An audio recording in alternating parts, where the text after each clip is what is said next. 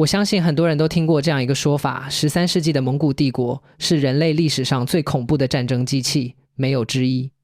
成吉思汗带着他那不到20万的骑兵，像暴风骤雨一样横扫欧亚大陆，灭掉40多个国家，征服700多个民族，统治人口高达6个亿，领土面积最大达到3300万平方公里，这是个什么概念？各位老铁，咱们用现代商业的眼光来看，这就相当于一家初创公司在短短几十年内吞并了全球 80% 的市场份额，员工数量达到6亿，业务版图从太平洋西岸一直延伸到黑海之滨，从西伯利亚的冻土覆盖到波斯湾的沙漠，后来的苏联巅峰时期领土也就2240万平方公里。蒙古帝国就是人类有史以来最早最庞大的日不落跨国集团，但是这个庞然大物却像一颗流星一样闪了一下就没了。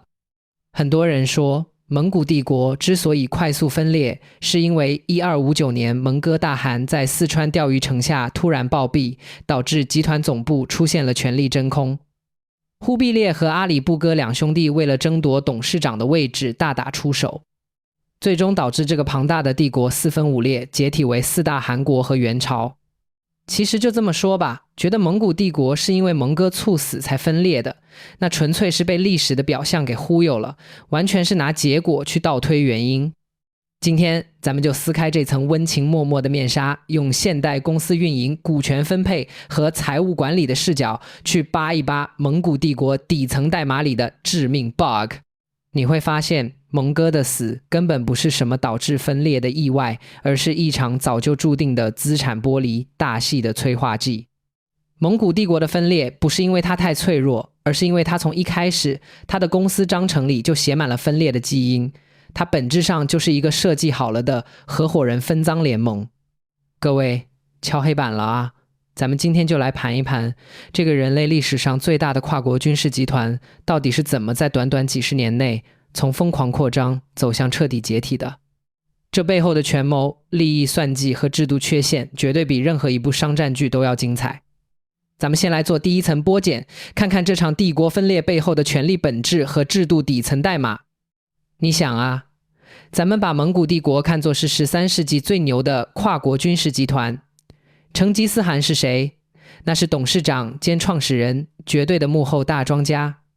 他手底下的4个儿子术赤、察合台、窝阔台、拖雷，那就是4大核心股东 VP 级别的待遇。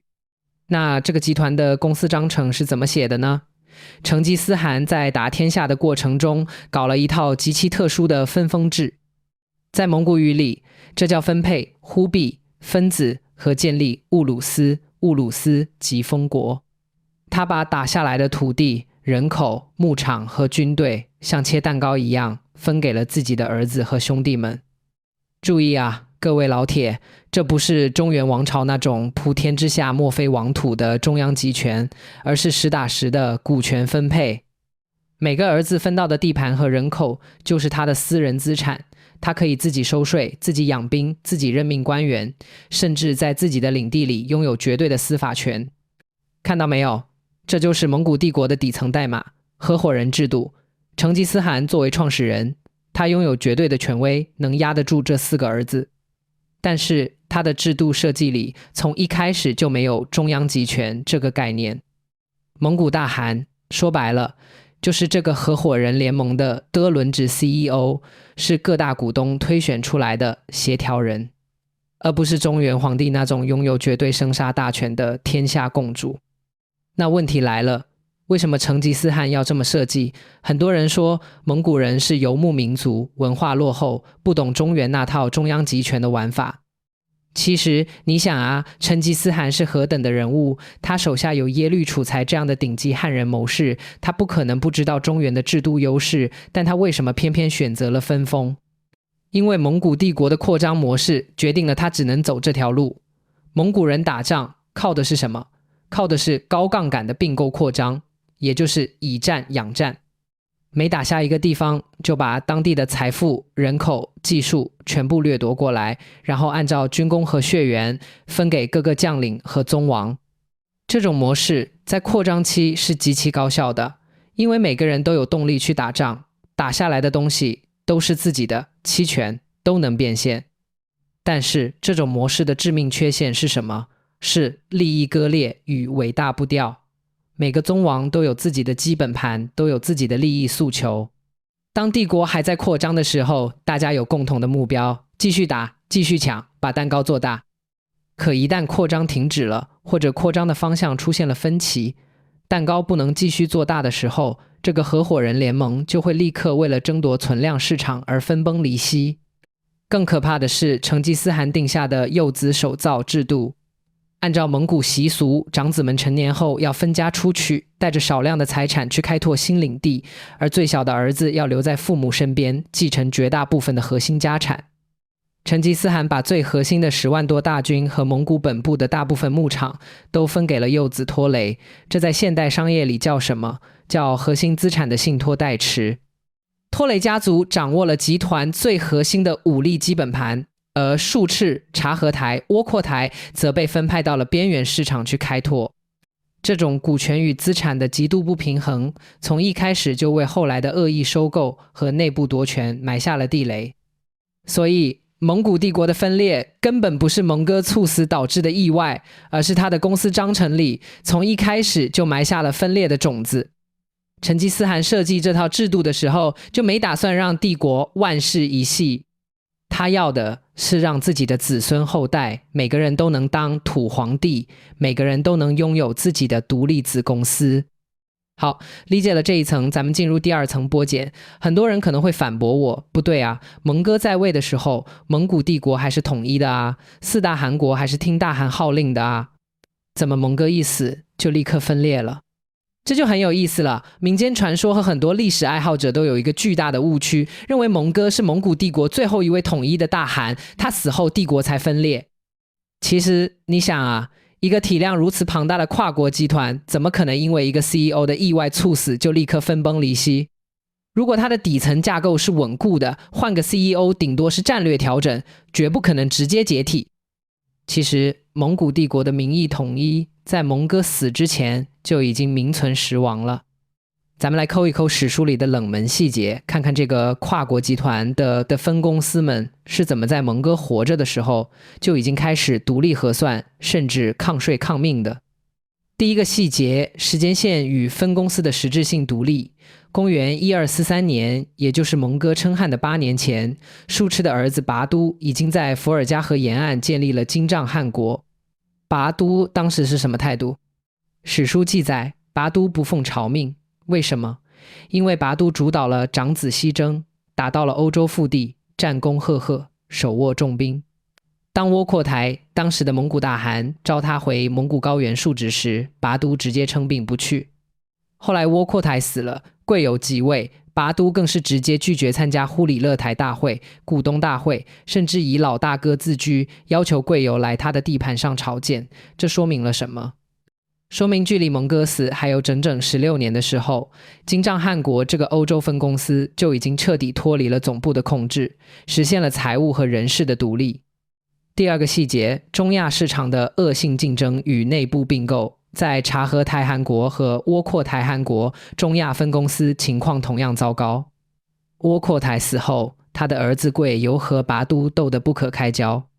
等到蒙哥拖雷家族通过宫廷政变夺取汗位后，窝阔台家族的势力被严重打压。这时候窝阔台的孙子海都站了出来。海都这个人极具政治手腕，他联合了察合台汗国，在中亚地区搞起了内部并购，试图恢复窝阔台家族的正统地位。蒙哥在世时，海都就已经在中亚拥兵自重，蒙哥根本无力彻底剿灭他，只能采取安抚和妥协的策略。你看，连中亚的市场份额，大汗都已经无法完全掌控了。第三个细节，也是最核心的细节，忽必烈的抗命与战略微操。1259年，蒙哥死在钓鱼城下的时候，忽必烈正在进攻鄂州、金武汉。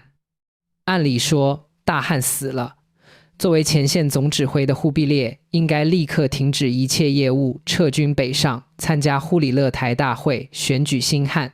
但忽必烈是怎么做的？他先是继续进攻鄂州，在取得一定战术优势后，接受了南宋权臣贾似道的议和条件，签订了和议，然后才慢悠悠的北上。很多人批评忽必烈这是贪恋战功或者不顾大局，其实就这么说吧，忽必烈这是在玩极其高明的财务止损和信息差套利。你想啊，忽必烈当时在鄂州前线虽然占优，但南宋的援军正在集结，如果死磕，必然陷入泥潭项目，消耗大量现金流、军费和兵力。更重要的是，他接到了妻子洪吉拉氏的密信，得知留守漠北的弟弟阿里不哥正在调集军队，准备恶意收购汉魏。忽必烈立刻意识到，如果继续在南宋前线死磕，就算打赢了，后方也被阿里不哥端了。于是他果断选择套现离场。他利用南宋贾似道急于求和的心理，用议和换取了南宋的岁币和物资，相当于拿到了一笔过桥资金，然后迅速抽身。他不是在慢悠悠北上，他是在进行一场生死时速的资产转移。他需要赶在阿里不哥完成董事会重组之前，带着自己的精锐部队和从南宋融资来的资源，抢占战略高地。看到没有？这些细节说明什么？说明蒙古帝国的统一在蒙哥死之前就已经是一个名义上的统一了。各个汗国早就在自己的地盘上独立运营了，而最核心的中原业务线负责人忽必烈也早就在盘算着如何把中原资产从蒙古本部中剥离出来。蒙哥的死只是撕下了最后一层遮羞布，让这种事实上的分裂变成了名义上的分裂。所以推翻民间传说，蒙古帝国的分裂不是因为蒙哥猝死导致的意外，而是他的合伙人制度运行到一定阶段后必然出现的资产剥离。蒙哥的死只是加速了这个过程，而不是导致了这个过程。好，咱们继续往深了挖，进入第三层剥茧。成吉思汗和蒙古贵族们为什么要搞出这么一套合伙人制度？忽必烈又为什么要冒着分裂帝国的骂名，坚决选择分家？这背后的深层动机和残酷真相到底是什么？咱们刚才说了，蒙古帝国的扩张模式决定了他只能走分封制这条路，但这只是表面原因。更深层次的原因是，蒙古贵族们从一开始就没打算，也根本无法建立一个中央集权的大一统帝国。你想啊，蒙古人是什么人？他们是游牧民族，他们的思维方式和中原的农耕民族是完全不同的。中原人讲究天下一统，讲究普天之下莫非王土，所有的资源都要集中到中央，由皇帝统一调配。但蒙古人讲究的是什么？是分赃，是共享。在蒙古人的观念里，天下是黄金家族的共同财产。成吉思汗作为创始人，他有权分配这些财产，但他的分配方式不是中央集权，而是分封。每个儿子分到的地盘就是他的私人财产，他可以自己管理，自己收益。这种观念决定了蒙古帝国不可能走中央集权的路，因为每个宗王都认为自己的地盘是祖产，是大汗分给自己的，不是大汗赐给自己的。他们和大汗的关系不是君臣，而是合伙人。那问题来了，既然大家都是合伙人，为什么还要选一个大汗呢？因为大汗有一个特殊的功能，协调人和名义上的品牌代言人。当各个合伙人之间出现利益冲突的时候，大汗负责协调；当帝国需要对外扩张的时候，大汗负责统一指挥，提供品牌背书。但是这个协调人的权力是极其有限的，他不能干涉各个合伙人的内部事务，不能随意调动各个合伙人的私人军队，更不能随意剥夺各个合伙人的私人财产。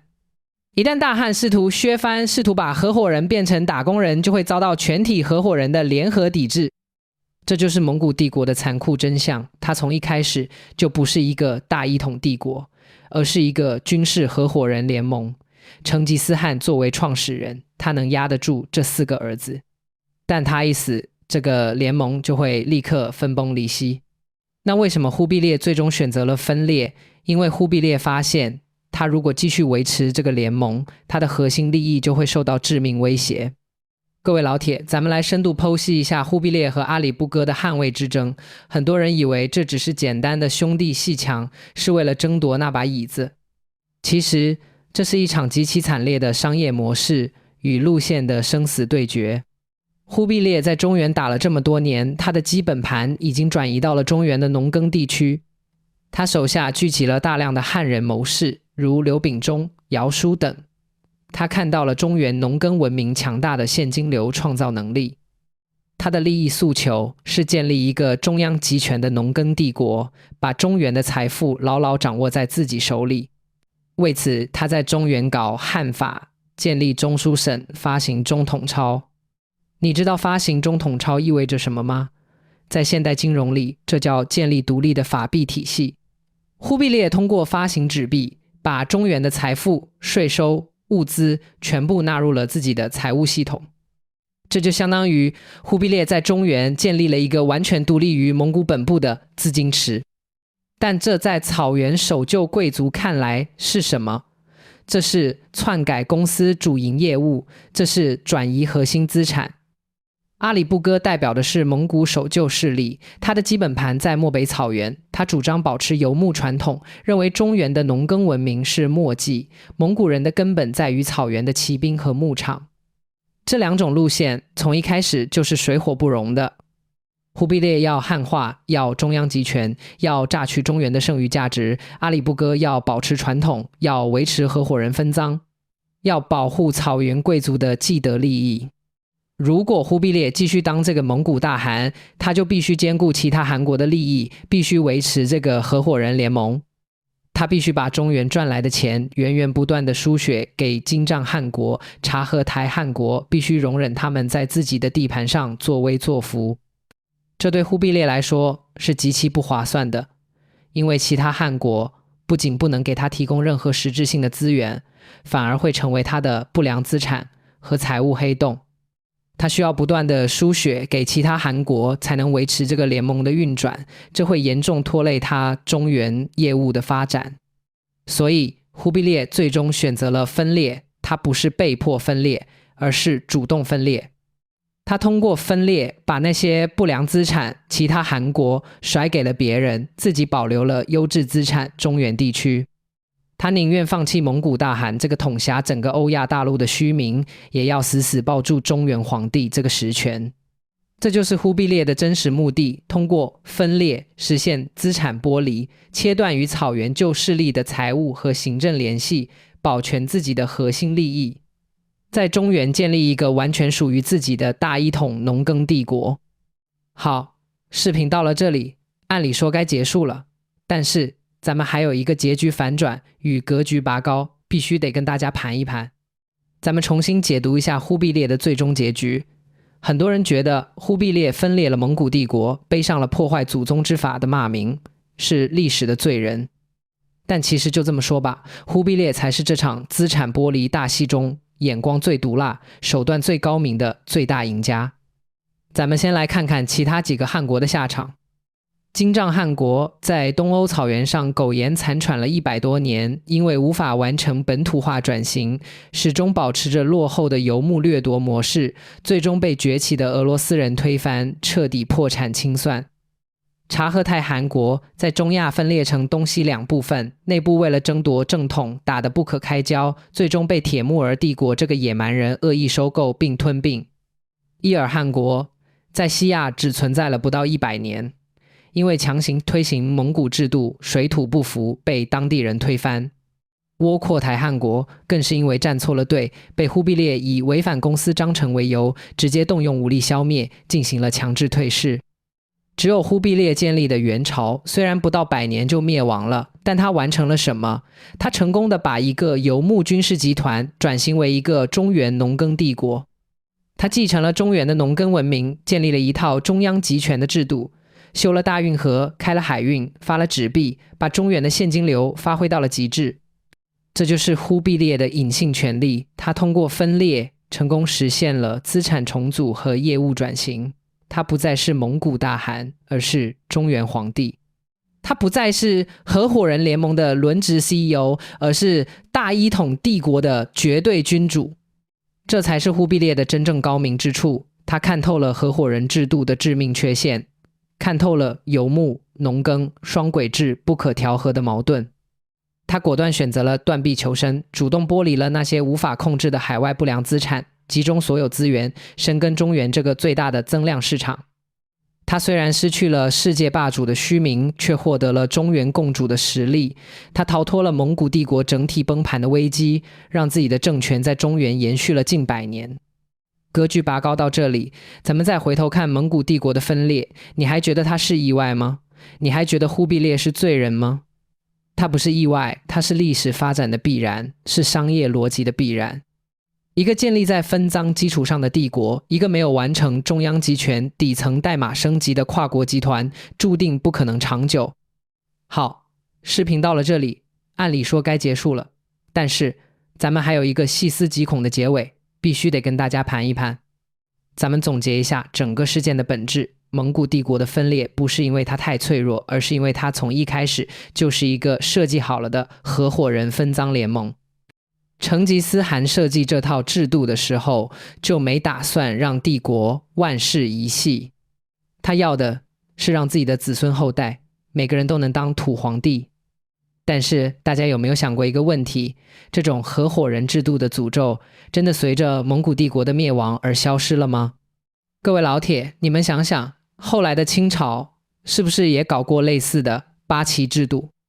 清朝入关前，八旗旗主都有自己的私人武装，都有自己的利益诉求。皇太极为了中央集权，花了多大的力气才把旗主的权力收归中央？这难道不是另一种形式的合伙人削藩吗？再想想，现在的很多跨国集团和互联网大厂，是不是也搞过类似的合伙人制度？比如某些大厂的合伙人委员会，每个合伙人都有自己的基本盘，都有自己的业务线。当总公司的创始人还在世，当主营业务还在高速增长的时候，大家还能团结一心，指哪打哪。可一旦创始人退位或者主营业务增长停滞，进入存量博弈的时候，这些合伙人就会立刻为了争夺董事会席位和财务资源而分崩离析，甚至不惜把分公司拆分上市，另起炉灶。